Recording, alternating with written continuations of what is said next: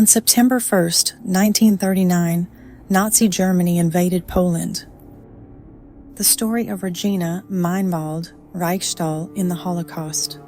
This documentary movie is based on a true story, with iconic images taken from the internet. Warsaw ghetto.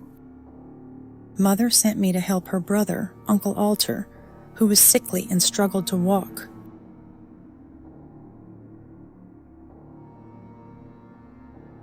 The next day I went to my mother's house, which she shared with my beloved sister Rosa. It was empty. I learned later that the Germans took them to the Treblinka extermination camp.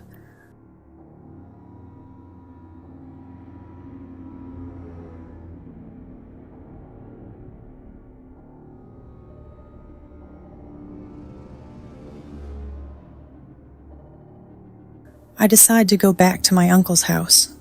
The entire time we hid in my uncle's attic. I would leave sometimes and sneak through to the Polish side, where I would barter for some food, such as dry bread, potatoes, beets, and other root vegetables. There were several crossings between the sides in the ghetto, and the moment that the guards were distracted, I would sneak into the Polish side.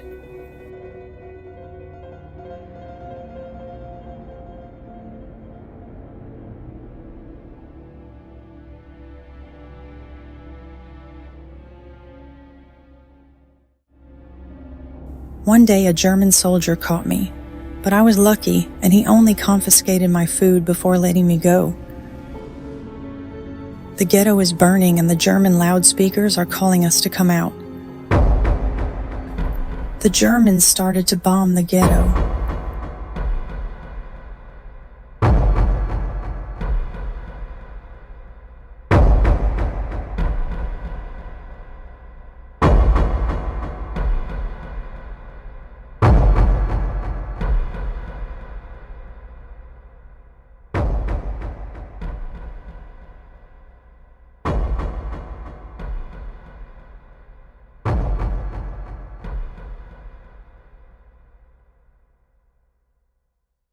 I urge my uncle to go out before the Germans burn us alive in the house. We go out and see stunned people walking to where the German Nazis are leading us. We see horrible sights and are terribly frightened.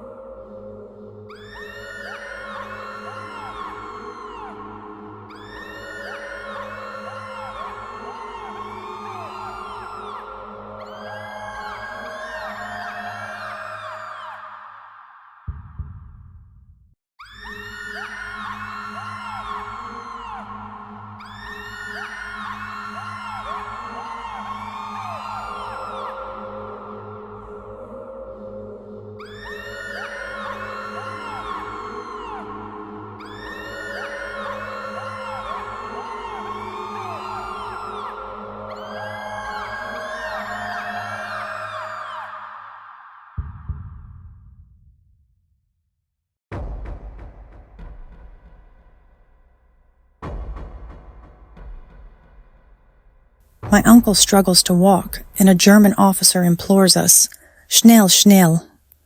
Uncle Alter can barely walk, and as I try to help him, the officer draws his gun, and boom, one shot into my uncle's head.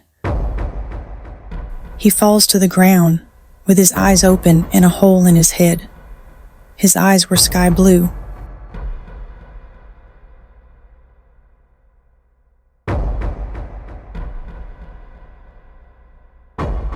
Umschlagplatz. Holding area, April 1943.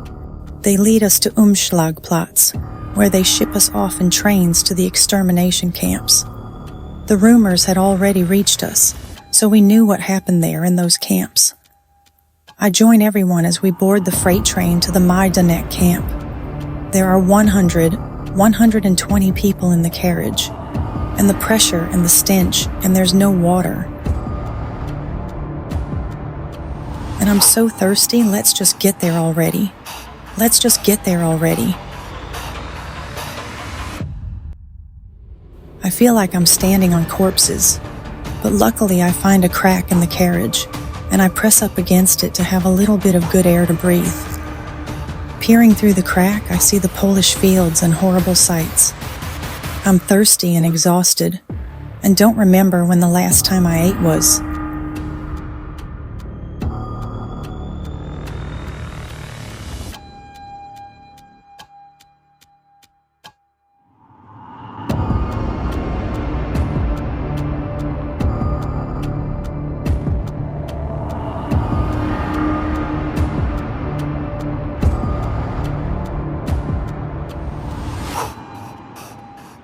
Majdanek extermination camp. Around 360,000 people were murdered in the camp, of which 120,000, 200,000 were Jews. The rest were Poles.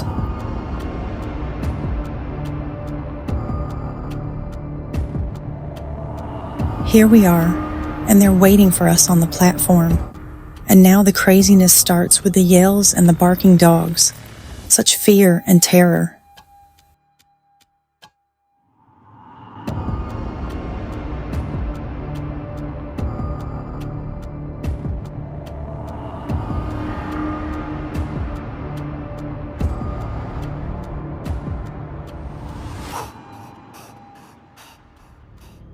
They take me with the women to the showers.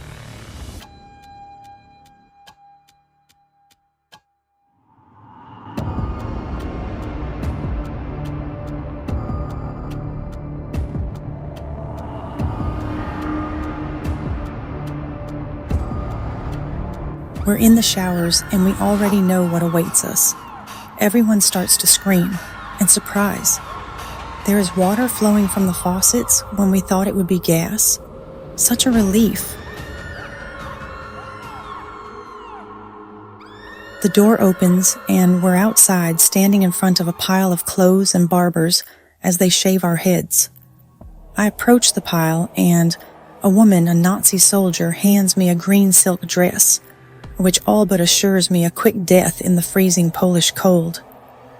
I get a big work shoe and one with a high heel, which brings peals of laughter from the women Nazi soldiers.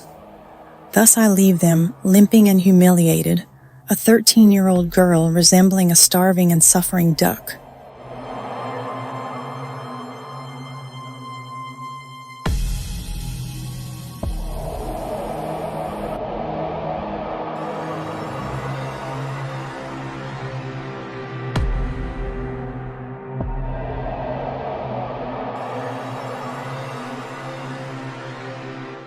In Majdanek, men and women are split up, and we live in shacks, starving, humiliated, and fearful of any given moment.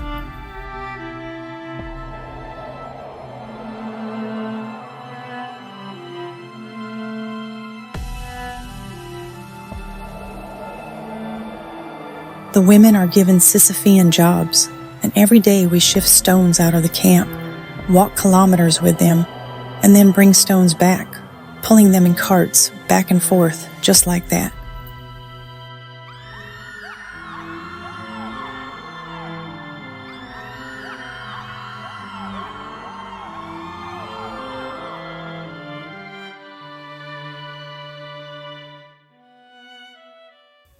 One day on the way back, we passed by a Czechoslovakian prisoner of war camp.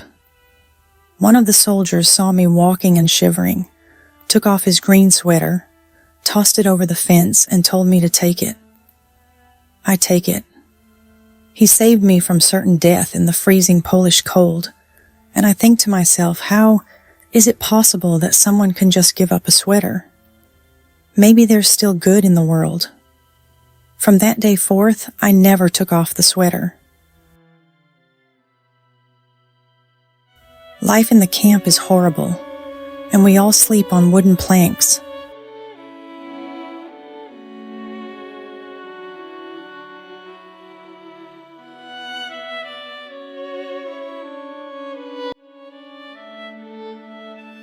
And at the end of the day, we get disgusting black or gray soup. And sometimes I see some roots like turnips floating in it. One day when we got back to the camp, the women Nazi soldiers weren't there, so some of the girls started to wander around. Then the Nazis came and called us to order, and where is everyone? Just like that, 25 women were gone, and we all got 25 lashes from the terrible Nazi whips.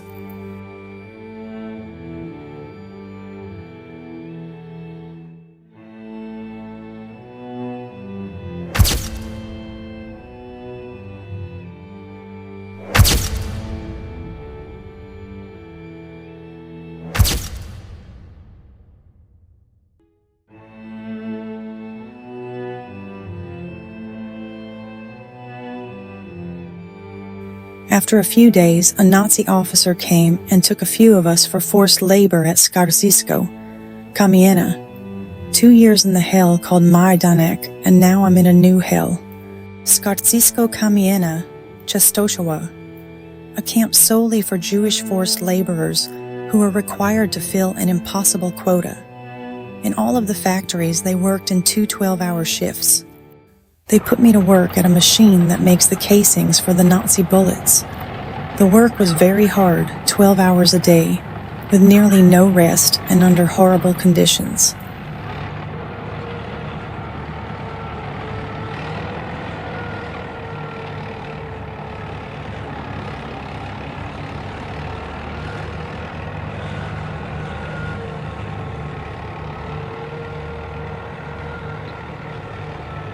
One day the machine stopped working.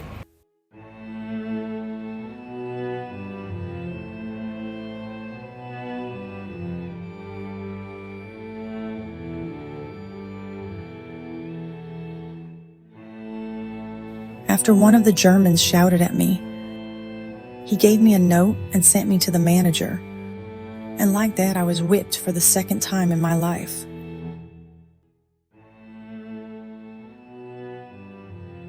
January 16th, 1945. Liberation by the Russian army. As the Russians approach, we hear the bombs and the gunshots from the fighting.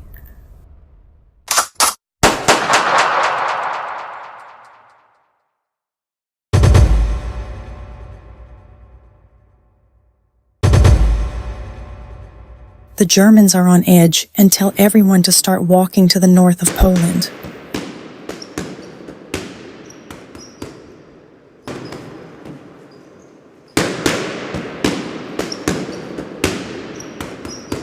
I decide to stay and hide behind the machines.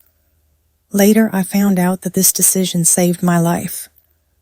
Everyone left for what is now known as the Death March. Everyone was murdered on the way to nowhere. I hear a different language and slowly come out.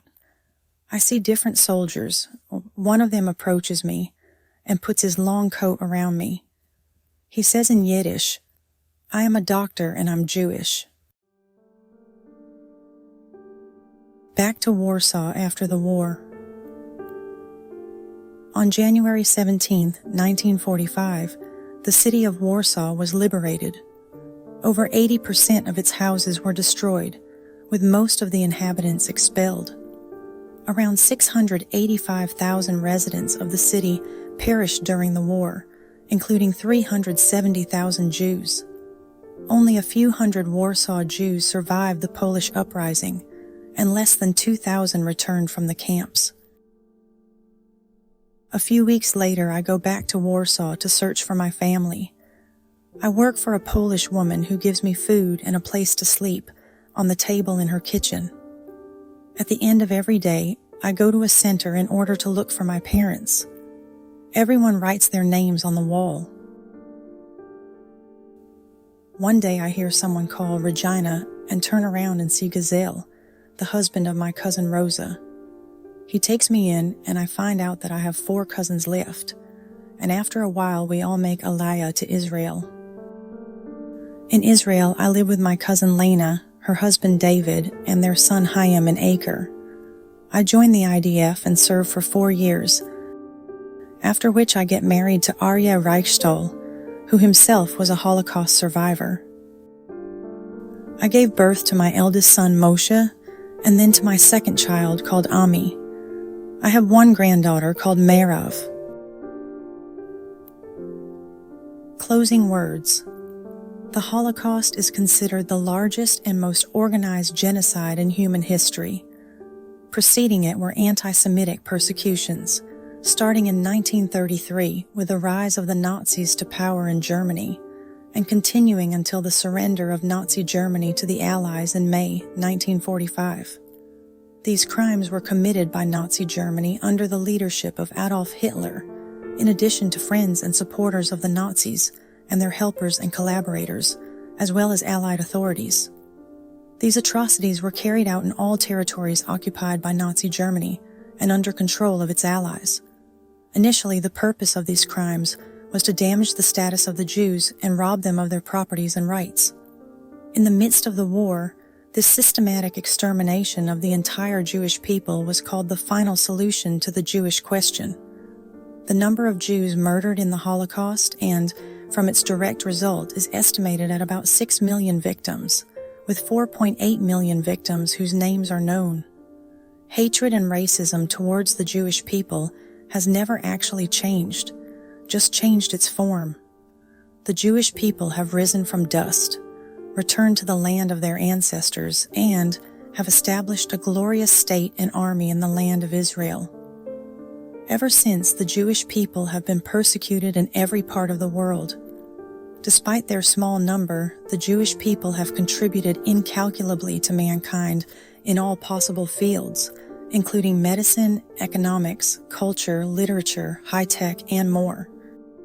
In their memory, the film tells the story of my mother, Regina Meinwald Reichstol, during the Holocaust, between the years 1941 to 1945. She was 13 years old when the Warsaw ghetto uprising ended, and 17 years old at the end of the war. The movie is in memory of my parents Regina and Arya Reichstol, my paternal grandparents, Herschel Zavi and Ethel Reichstol, and the children Shoshana, who died in Israel, and Sarah and Eve, who were murdered in the Holocaust. My maternal grandparents, Moshe Meinwald, who was murdered in a labor camp, and Miriam Meinwald, who was murdered in Treblinka. My mother's sister, Rosa Rosala Meinwald, who was murdered in Treblinka. My mother's uncle, Alter Zilberman, and his 4 sons, who were with her the whole time in the Warsaw ghetto, and were murdered there. Yitzhak and Esther Zilberman, my mother's maternal grandparents, who were murdered in the Holocaust. Asher and Ravka, my mother's paternal grandparents, and Asher's 8 siblings, who were all murdered in the Holocaust. Pinchas Meinwald, my mother's paternal uncle, and his son Eliezer Meinwald, who was murdered in the Holocaust. And in memory of cousins Lena, Rosa, Shlomo, and Baruch, the children of Pinchas, who all survived the Holocaust and died of old age. Lena and David Tabak, who took my mother under their protection and raised her until her wedding. Rosa and Gazelle Volchuk, who found my mother after the war in Warsaw. Blessed be their memories. In special memory of the Czech prisoner, who gave my mother the green sweater that likely saved her from death in the deep cold of Poland.